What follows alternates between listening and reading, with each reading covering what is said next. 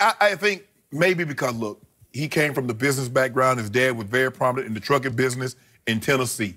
And the trucking business, everybody says, well, it's a business. No.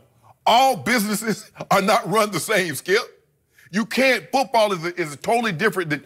It's hard for me to believe that a football business, the NFL, operates like a trucking business. And a trucking business operates like Google or Microsoft. Yep. Yeah, they're businesses, but you can't operate everything the same way. And it was a mess.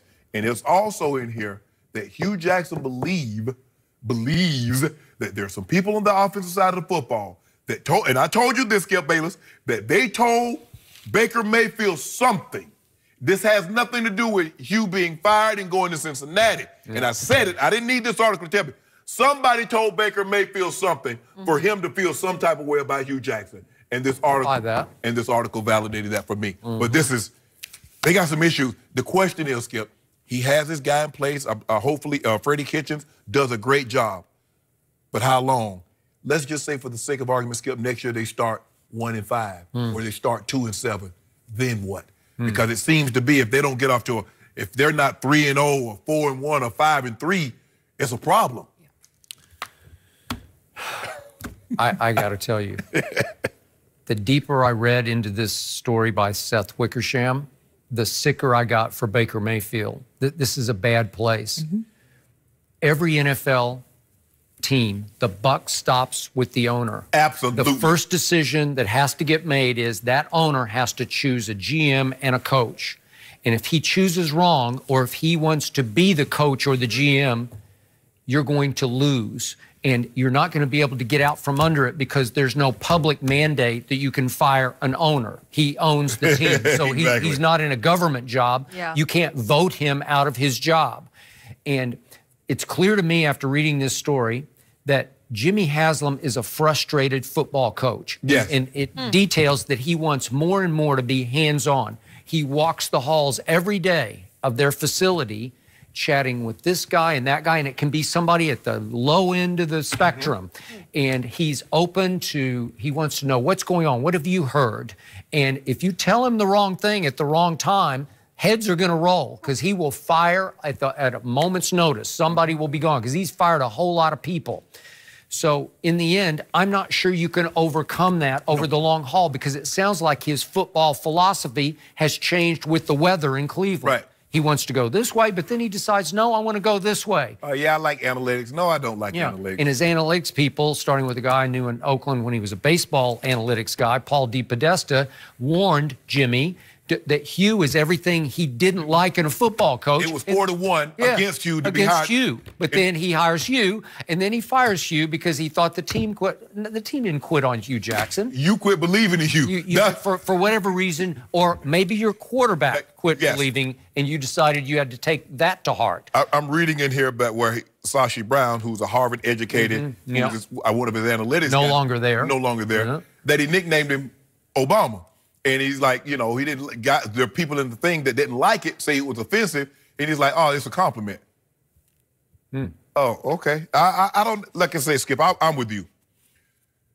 The thing that whether you like the Patriots or you don't, the way they've structured their situation, Mr. Kraft is here, Coach Belichick, and then the players. Only one time in 19 years, I believe there's ever been a disagreement, or I agree. A disagreement that got to the magnitude that Mr. Kraft says, okay, Bill, you will do this. And Seth Wickersham wrote about that a year ago. Go ahead. Yes. Mr. Kraft knows what he knows. He's a businessman. He had to be a businessman, because how else would he have enough capital to be able to purchase the Patriots? So this is what I know. Razors. Yes, this is what I know. Let me hire somebody that knows more than what I know. Now, I don't believe Coach Belichick handled him like Bill Parcells. Bill Parcells didn't want him around. Mr. Kraft's like, well, wait a minute. I understand you're cooking the grocery, but I'm buying the damn groceries. So I'm going to see what you cooking in these pots. That's true. I'm sure Mr. Kraft comes around with Coach Belichick. He doesn't offer anything. You know, like you go in the kitchen, you know, sometimes you go, my grandpa used to go in the kitchen. Now, we couldn't go in the kitchen, Skip Bayless, and look at my grandma's pots. But Papa could come in the kitchen, open the stove, look in the pots, no problem. You realize a watch pot never boils. Remember that? Hey, okay. You just got to check it out. I'm sure ain't nobody tell Barney Porter that. But if the kids come in there and look at the pot, Granny, what you cooking? Boy, you got slapped in your mouth. Boy, close that stove. Mr. Kraft can come around. He just wants to be in the loop. He just needs, just keep me updated. What's happening? Yeah, updated. Yeah. He ain't trying to say, hey, Bill, you know, I really like this offensive lineman out of Texas. I think we ought to give him a look. That's not what he's doing. And I can assure you, if he were to have dinner, I don't even know how often Mr. Kraft were to go to dinner. Well, they'd never pick it in the top 15 anyway. So they go to dinner, and I'm not going to take a guy, Skip, because I didn't like the handshake he gave me. Really? And he's running the football team, right? So to your point, Kraft, Belichick, Brady, they've been together for 19 years doing exactly the same way, which is why they have flourished. Drew Brees, Sean Payton, they have been together all 13 years Drew has been in New Orleans, right? They came in together. Correct. And they're still together, and they're going forward into a 14th year, right? Yes. Has it worked? Yeah. Yeah, it's worked And they got well. the same GM. Yeah, same GM. And they had the Benson family, obviously, but they weren't involved. They weren't meddling, to my knowledge. I don't think they ever did. I don't think so either. Nope. Tom Benson, I don't think he ever wanted anything to do with football. He would speak for the team. He was involved in politics and whatnot, but not football. And in this case, you have a Jimmy Haslam who just looks worse and worse because I thought Greg Williams did a pretty good interim job, right? And I thought he really did a good job with the defense. And all of a sudden, he is out. Greg Williams got less credit for being the head coach than Freddie Kitchens got for being the offensive coordinator. How's that possible? I mean, can you imagine Josh McDaniels receiving more credit for the team's success than Bill Belichick? No, I can't. And then you took Freddie Kitchens, who's been in the background his whole professional life, right? Yes. And all of a sudden, you have made him the head coach, and you've taken him away in part from what he did best, work closely with Baker Mayfield. Now you can't work closely with Baker Mayfield, right? Yes. So, and back to, real quick, your story about Johnny Manziel, and I was so close to this. Remember, Dal Loggins was the quarterback coach who loved Johnny. Right. He was the big proponent. But remember, the GM, Ray Farmer, did not love Johnny. The head coach, Mike Patton, did not love Johnny.